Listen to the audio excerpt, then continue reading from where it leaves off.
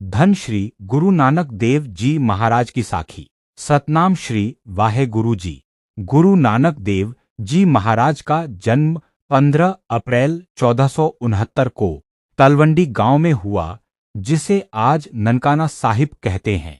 पिता का नाम मेहता कालू जी और माता का नाम तृप्ता जी था। छोटे से नानक जी बचपन से ही बहुत ज्ञानी थे।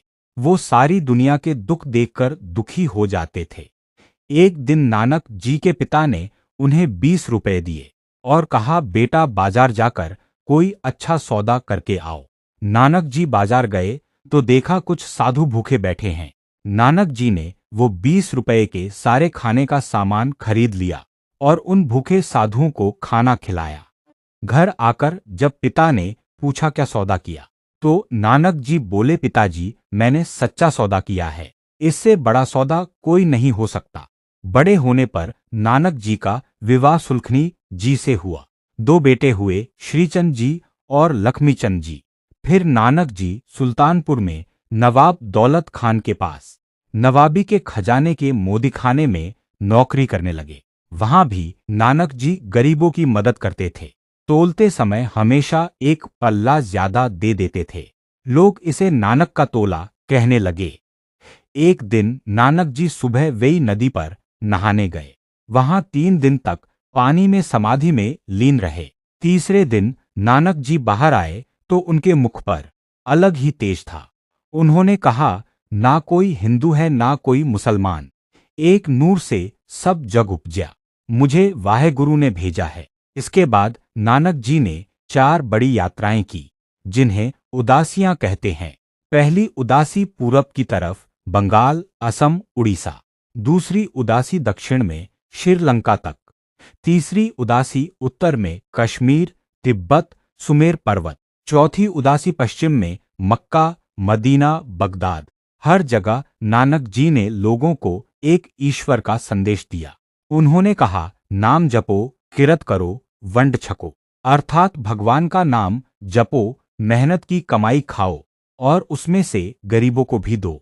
सुल्तानपुर में एक बार सिकंदर लोदी का जुल्म था। लोग टैक्स से परेशान थे। नानक जी ने कहा, राजा अगर अन्याय करेगा तो प्रजा दुखी होगी।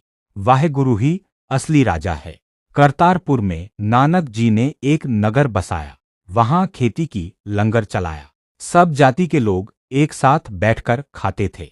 यही गुरु का लंगर की शुरुआत थी। नानक जी के साथ हमेशा भाई मर्दाना जी रहते थे। मर्दाना जी रबाब बजाते थे और नानक जी गुरबाणी गाते थे। जहां जाते थे कीर्तन करते थे। एक बार मक्का गए तो पैर काबे की तरफ करके सो गए। एक मौलवी ने कहा, पैर किधर कर रहे हो? नानक जी बोले, उधर कर दो जिधर खुदा नहीं है। मौलवी ने जैसे ही पैर घुमाए, काबा भी उसी तरफ घूम गया। मौलवी समझ गया ये कोई आम इंसान नहीं है। बगदाद में नानक जी ने कहा, सबसे बड़ा धर्म इंसानियत है। जात पात पूछे ना कोई, हरि को भजे सो हरि का होई। ननकाना साहिब में एक बार पंडितों ने कहा, जनेऊ क्यों नहीं पहनते? नानक जी बोले, दया की सूत, संतोष की सूत, सच्चाई की सूत, ये असली जनेऊ है।